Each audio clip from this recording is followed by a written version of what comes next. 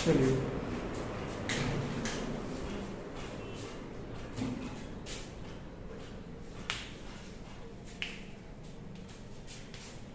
Second part में तुम लोग बीकॉम सेकेंड पार्ट।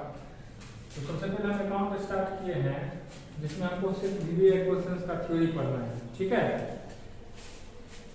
तो सबसे मोस्ट वीवीआई क्वेश्चन है स्टार्टिंग का, वह कंपनी का एकीकरण क्या है, इसके उद्देश्य का वर्णन करें या AS14 की चर्चा करें। AS14 है अकाउंटिंग स्टैंडर्ड, फुल फॉर्म क्या होता है, अकाउंटिंग स्टैंडर्ड, यानी अकाउंट्स का जितना लॉ बनता है ना वह इसी स्टैंडर्ड के अंतर्गत बनता है। उसका सीरियल नंबर अकाउंटिंग AS14, 15, 16 ऐसे करके इसका शेड्यूल है, ठीक है।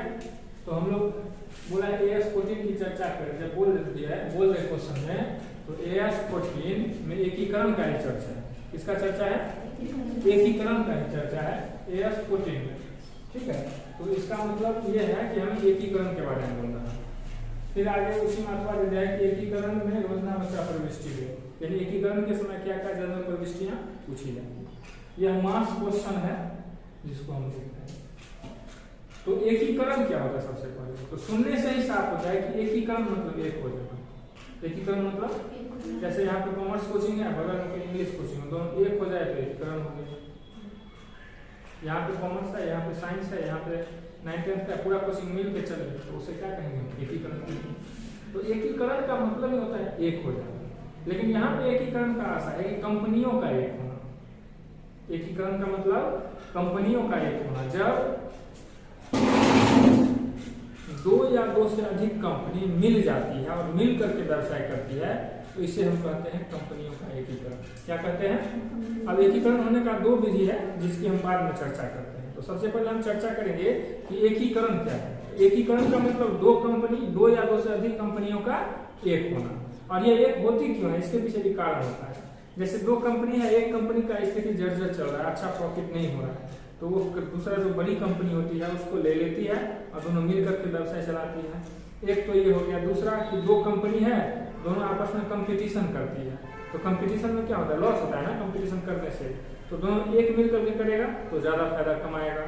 समझ बात को। एकीकरण का कोई लोन का कारण हो सकता है, कोई कर्जदाता का कारण हो सकता है, मैनेजमेंट का कारण, यानी जब कोई कंपनी अच्छे से नहीं चल रही है, जर्जर हालत हो गया है, या कई कारण हो सकते हैं कंपनी के एक होने के कारण का कोई अंत ही नहीं है, किसी भी प्रॉब्लम से जूझ रही है और अगर उसे लगता है कि हम इस कंपनी से मिल जाएंगे तो हमारा भी कंपनी अच्छे से चलने लगेगा, फायदा होने लगेगा, तो वह कंपनी दूसरी कंपनी में मिल जाती है। समझे, इसे हम बोलते हैं कंपनी का एकीकरण। कोई दिक्कत। कंपनी का एकीकरण का मतलब क्या समझे, कंपनी का एक होना। जब 2 या 2 से अधिक कंपनी एक होकर के विद्यमान व्यवसाय था पहले से, एक होकर के नए रूप से व्यवसाय को चलाती है, इसे हम एकीकरण कहते हैं। यह मेरे शब्द में था। अब देखते हैं कि बुक्स क्या बोलता है। बोला एकीकरण 2 या अधिक कंपनी का मिश्रण है। मैं पहले बोल दिया हूं, जब 2 या 2 से अधिक कंपनी मिल जाती है उसे एकीकरण बोलते हैं। बोला एकीकरण में एक विद्यमान कंपनी, विद्यमान का मतलब जो कंपनी पहले से चल रहा है उसे क्या बोलते हैं हम, विद्यमान कंपनी। एक विद्यमान कंपनी दूसरी कंपनी को क्रय कर लेती है। क्या करते हैं, दूसरी कंपनी को क्रय कर लेती है। अथवा 2 या 2 से अधिक कंपनी मिलकर नई कंपनी का निर्माण करती है। 2 या 2 से अधिक कंपनी मिलकर क्या करती है, नई कंपनी का निर्माण करती है, तो उसे हम बोलते हैं एकीकरण। जैसे A और B मिलकर के C कंपनी बन गया, एकीकरण हो गया, दोनों एक हो गया। A कंपनी ने B को ले लिया, ये भी एकीकरण हो गया। B ने A को ले लिया, ये भी एकीकरण हो गया। A और B मिलकर के Z बन गया, ये भी एकीकरण। यानी एकीकरण का मतलब ही है कि जब 1 से अधिक कंपनी मिल करके भविष्य का व्यापार चलाती है उसे बोलते हैं एकीकरण। क्या बोलते हैं उसे, एकीकरण। ठीक है, ये हो गया आपका एकीकरण।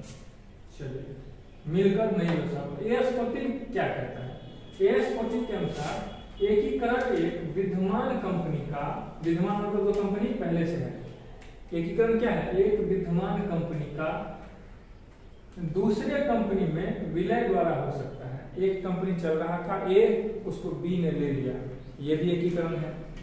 अथवा 2 या अधिक कंपनी के विलय द्वारा एक नई कंपनी के गठन से हो सकता है। अभी मैं बोला हूं कि ए और बी या सी तीन कंपनी है, तीनों मिल करके डी कंपनी बना लिया, ये भी एकीकरण है। समझ रहे हो ना? तुमको समझ में आ रहा है? चलिए अब आगे। वह कंपनी जो दूसरे कंपनी में समामेलित किए जाते हैं स्थानांतरक कंपनी कहलाता है। वह कंपनी जो दूसरे में मिल जाता है, जैसे ए और बी कंपनी है, ए क्या हुआ बी में मिल गया तो ए हो जाएगा हस्तांतरक कंपनी। क्या बोलेंगे इसको? इंग्लिश में ट्रांसफेरर। क्या बोलेंगे? ट्रांसफेरर कंपनी, या इसी को बोलते हैं विक्रेता कंपनी। एक तरह से यह बिक के चला गया, ए चला गया बी में तो ए क्या हो गया, या ए और बी दो कंपनी था, बी को ए ने ले लिया तो बी हो गया कौन सा कंपनी? हस्तांतरक या वेंडर। विक्रेता कंपनी या ट्रांसफेरर हस्तांतरक कंपनी जो चला गया दूसरे में। समझ बात? फिर और वह कंपनी जिसमें किसी कंपनी का विलय किया जाता है हस्तांतरी कंपनी, ट्रांसफेरी कंपनी कहलाती है। और वह कंपनी जिसमें कोई मिल जाता है, जैसे ए और बी साझेदार कंपनी है, अब बी मिल गया ए में तो ए हो गया ट्रांसफेरी। ए क्या हो गया? ए क्या हो गया? ट्रांसफेरी या परचेजिंग कंपनी, या इसी को क्या बोलते हैं? Purchasing company. अतः हम कह सकते हैं कि जो कंपनी दूसरे में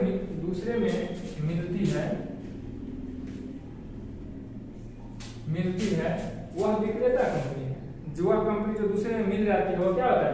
विक्रेता कंपनी। परंतु जिसमें कोई कंपनी आकर मिल जाती है वह क्रेता कंपनी है। जिसमें कोई आ जाती है, जैसे ए और बी है, बी ए में आ गया तो ए हो गया परचेजर और बी हो गया वेंडर।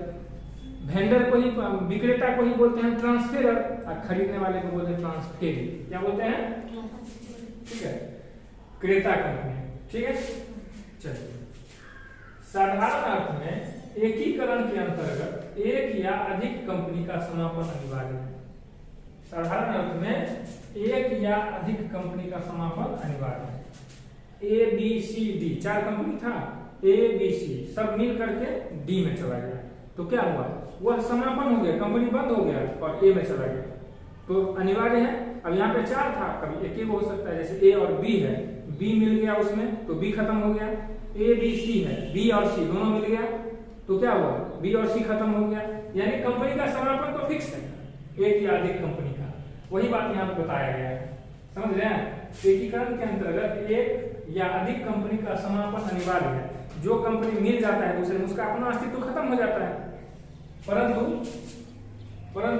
नई कंपनी का निर्माण हो भी सकता है और नहीं हो सकता है। नई कंपनी का निर्माण, जैसे ए और बी मिला करके सी बन गया तो नया कंपनी हो गया।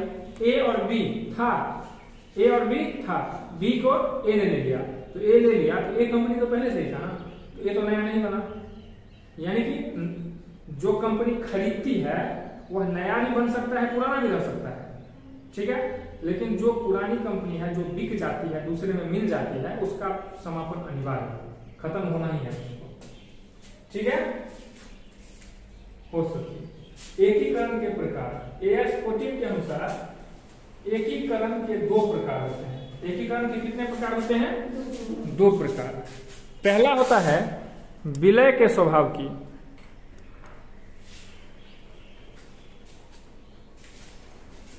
पहला होता है विलय की प्राकृतिक का एकीकरण। ठीक है, पहला क्या होता है? विलय की प्राकृतिक का एकीकरण, यानी amalgamation in the nature of merger. In the nature of merger इसमें क्या होता है? ए और बी मिल करके सी बन गया। ए और बी मिल करके सी बन गया। ए और बी दोनों क्या हो गया? मर्ज हो गया और उससे क्या बन गया? सी। तो ये हो गया विलय के स्वभाव, यानी दोनों मिल के खत्म हो गए। दूसरा होता है क्रय के प्राकृतिक का एकीकरण। जब ए बी में से बी को ए ने खरीद लिया, ए और बी में से बी को ए ने खरीद लिया तो बी मिल गया इसमें, ए तो ऐसे ही है, तो वैसे कौन बोलेंगे? क्रय के स्वभाव का। क्या बोलेंगे? क्रय के स्वभाव का एकीकरण, amalgamation in the nature of purchase. समझ में आया आप लोग को? चलिए, इसके बाद इसमें पूछता है, आपको बोले थे ना कि एकीकरण के समय जर्नल प्रविष्टि क्या होता है, तो दोनों के बुक्स में होता है ट्रांसफेरर और ट्रांसफेरी, दोनों के बुक में। अभी हम पढ़े हैं ट्रांसफेरर के बुक में। किसके बुक में? जो कंपनी दूसरे में मिल जाती है तो क्या होगा? उसका संपत्ति बिक जाएगा, कर्जा का भुगतान करेगा। जिस तरह से आप लोग रिजोल्यूशन पढ़े ना, 12th में, ठीक उसी तरीके से यहाँ पे होता है। सबसे पहले क्या होगा, एंट्री किस चीज का बनेगा, तो देखो एक कंपनी है, जब बंद होगा तो वह पूरा संपत्ति क्या करेगा, बेचेगा, जितना कर्जा है भुगतान करेगा, जो पैसा बचेगा वो अपना शेयर होल्डर्स को बांट देगा। ये ना होता है, जैसे पार्टनरशिप में जो बचता है वह कैपिटल अकाउंट के माध्यम से पार्टनर्स को दे देते हैं। क्लियर? ठीक, देखिए मतलब देखिए journal entries in the books of transferor, यानी विक्रेता कंपनी के बुक में, किसके बुक में, इसको हम बोल सकते हैं वेंडर कंपनी। पहला है ट्रांसफर ऑफ एसेट्स, सबसे पहले रियलाइजेशन अकाउंट में ट्रांसफर भेजते हैं। देखते हैं transfer of assets in realisation account, किस अकाउंट में, तो रियलाइजेशन अकाउंट में भेजते हैं। तो इससे क्या बनता है, याद करो, रियलाइजेशन अकाउंट जब खोलते हैं तो संपत्ति डेबिट में जाता है, यानी realisation account debit to sundry assets account. कोई दिक्कत, नरेशन लिख देंगे, being assets transfer to realisation account. ठीक है, मार्केट खत्म हो गया था इसलिए रेट से बना दिए। दूसरा सेल ऑफ एसेट्स, संपत्ति एगो ट्रांसफर का और दूसरा बेचने का, बिकेगा तो क्या होगा, bank account debit to realisation, no problem. जब हम बेचते हैं तो क्या होता है, पैसा आता है जी, bank account debit to realization, एक तरफ तो रियलाइजेशन रहना ही है, नरेशन लिखेंगे being assets sold on amalgamation. ठीक है, चलिए अब उस तरफ चलते हैं।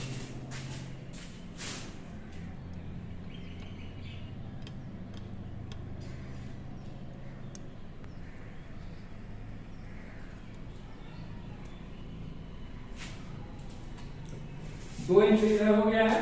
तीसरा है ट्रांसफर ऑफ लायबिलिटी, पहला था एसेट का, दूसरा था एसेट्स बेचने का, तीसरा था लायबिलिटी को रियलाइजेशन अकाउंट में ट्रांसफर। देख रहे हैं, transfer of liability to realisation, there sundry liabilities account debit to realisation, या सीधे liability account debit to realisation account. ये हो गया narration, being sundry liabilities transfer to realisation, यानी रियलाइजेशन अकाउंट में सभी हम लायबिलिटी को भेज दिए। दूसरा, आप उसको अगर लायबिलिटी भेजिए उसका पेमेंट करना पड़ेगा, realisation account debit to bank account, narration लिख देंगे being payment made to liabilities.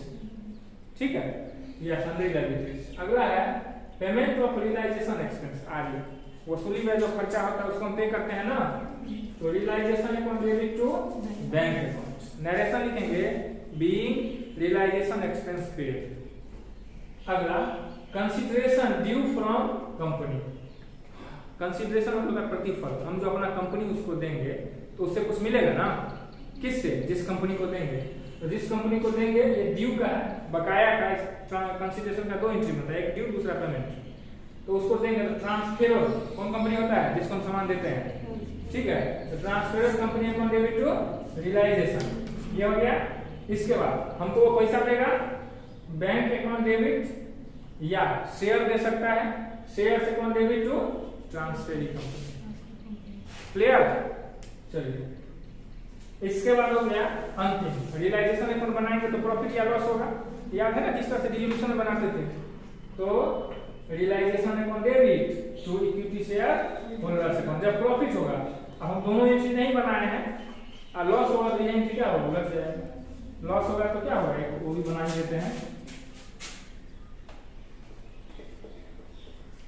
Loss होगा यानी क्लोजिंग ऑफ, नहीं तो आप समझ गए हो ना, आप लोग बना देना इसका, share equity share holders account debit to realisation account. ठीक है, यहाँ पे प्रॉफिट हुआ तो देखो यहाँ पे प्रॉफिट, अगर आप बनाओगे तो वहां पे लॉस लिखोगे। तो आप लोगों को समझ में आया, क्या कोई दिक्कत? तो ये क्या है, एकीकरण। क्या है ये? एकीकरण का मतलब ही होता है एक हो, एकीकरण का मतलब क्या होता है, एक हो जाना। जब किसी कारणवश दो या दो से अधिक कंपनी मिल जाते हैं आपस में और नए कंपनी का निर्माण करते हैं, या दो कंपनी मिल करके एक कंपनी दूसरे को ले लेता है, या दूसरे कंपनी पहले को ले लेता है, या पहला और दूसरा मिल करके तीसरा कंपनी बन जाता है। किसी कारण से जब कंपनी मिल जाती है, एक हो जाती है, उसे हम क्या कहते हैं, एकीकरण। मेन कंसेप्ट यही है, एकदम VVI क्वेश्चन है इस बात के लिए। Okay, thank you.